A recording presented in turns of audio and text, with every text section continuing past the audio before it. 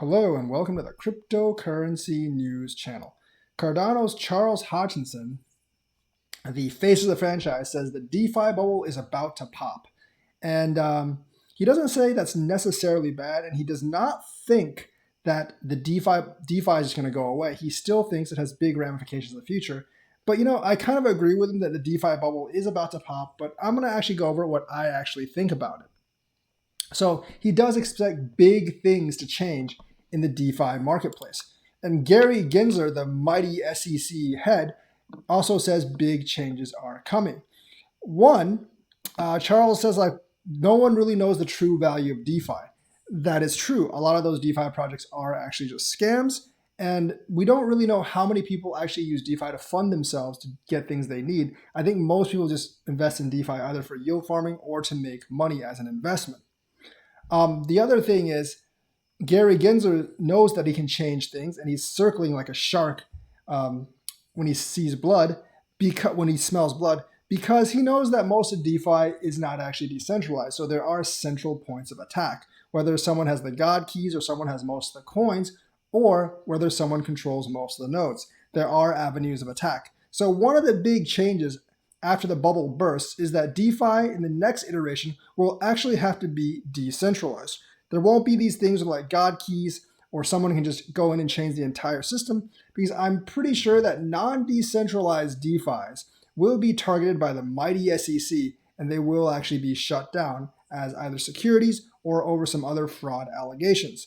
So I think that's not such a bad change, but the fact that most of DeFi is actually centralized will give the SEC and other regulatory authorities a very, very easy target. So basically, that one big change, just to avoid the SEC, is to make DeFi actually decentralized. If it's actually decentralized and the mighty Gary Gensler comes after you, you can just kick him out the door, because you can't really regulate a truly decentralized ecosystem. DeFi, is it going to crash and burn? Yes, I think a lot of DeFi is actually going to crash and burn, and more will actually face sanctions.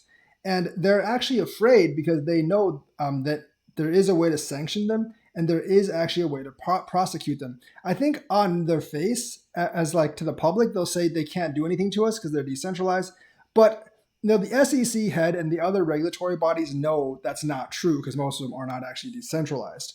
And the thing is, Charles actually says that the DeFi bubble is a lot the same as the ICO mania of 2017, which is true, because a lot of people are pouring a ton of money into DeFis, and they don't really know who runs these projects. They don't really know much about the project, and there's not really that much out there about some of these DEXs, some of these exchanges, some of these loaning platforms.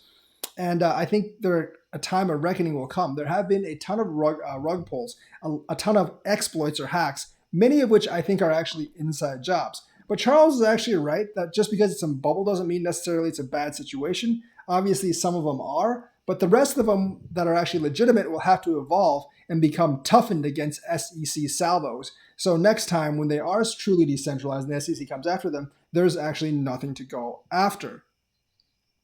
And the thing is, Charles actually does what he thinks about the SEC is irrelevant. He does know that the SEC is looking for new ways to bring regulation to the space. He doesn't necessarily know what that actually means, but he's afraid that the SEC will hamstring the industry. But I think hamstringing the industry is actually a blessing in disguise, because it will actually force many of DeFi's to actually be DeFi, and it will actually improve a lot of the governance structure and get rid of a lot of the centralization. So the thing is, I do agree with Charles that the DeFi in its current form will actually be done for sooner or later, but that means it just has to morph into a different form. It has to go from regular to Super Saiyan. And once it actually becomes decentralized, once you get all the centralization, you get all the God keys out of it, I think you will have something that's pretty much immune to regulation, and that regulators and governments will have to recognize as legitimate. So that's why I think the DeFi bubble isn't necessarily a bad thing. And I don't think when the DeFi bubble pops, DeFi is just going to die. But I think DeFi will deflate, but it will come back much stronger than it was. And some of these legitimate DeFi projects will be super, super big in the future. So if you believe in your DeFi project, I think it's good to really just keep your money in it, because if it comes out the other end stronger than ever, it will be one of the ones that hold true, and it will be one of the ones that actually make a lot of money. So that's my report for today. Let me know what you think. Like and subscribe and hit that bell notifications button. Thank you and have a nice day.